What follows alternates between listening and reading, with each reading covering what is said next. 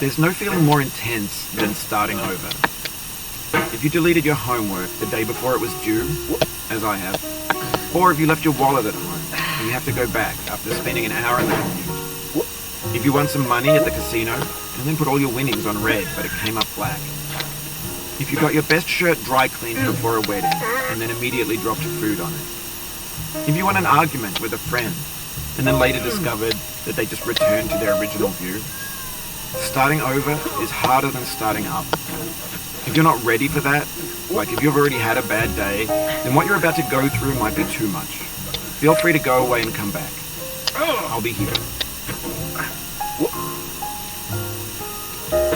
Alright, thanks for coming with me on this trip. And I'll understand if you have to take a break at any point. Just find a safe place to stop and quit the game. And don't worry, I'll save your progress, always, even your mistakes. This game is a homage to a free game that came out in 2002 titled Sexy Hiking. The author of that game was Jazuo, a mysterious Czech designer who was known at the time as the father of B games. And B games are rough assemblages of found objects.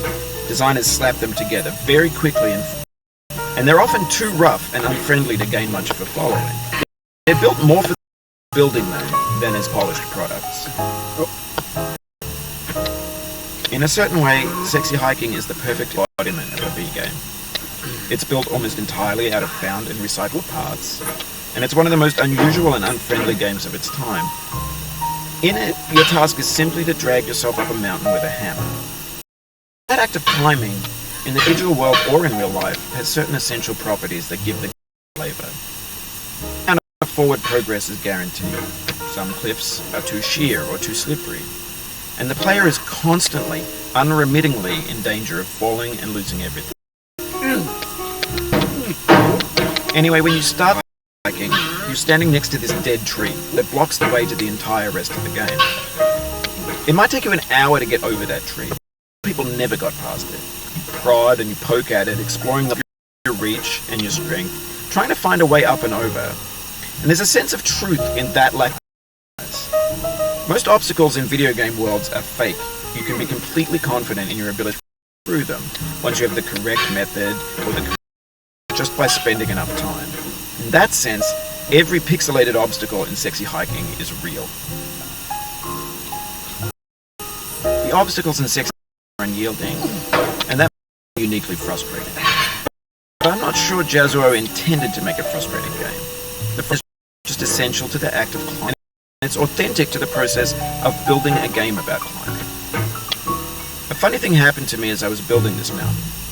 I'd have a new obstacle, and I'd build it, test it, and it would usually turn out to be unreasonably hard.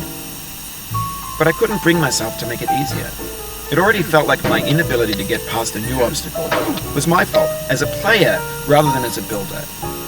Imaginary mountains build themselves from our efforts to climb them. And it's our repeated attempts to reach the summit that turns those mountains into something real.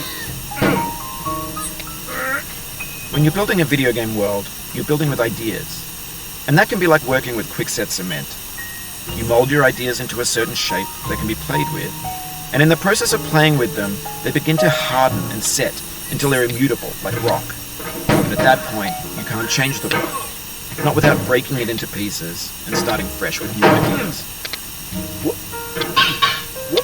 For years now, people have been predicting that games would soon be made out of prefabricated objects, bought in a store and assembled into a world.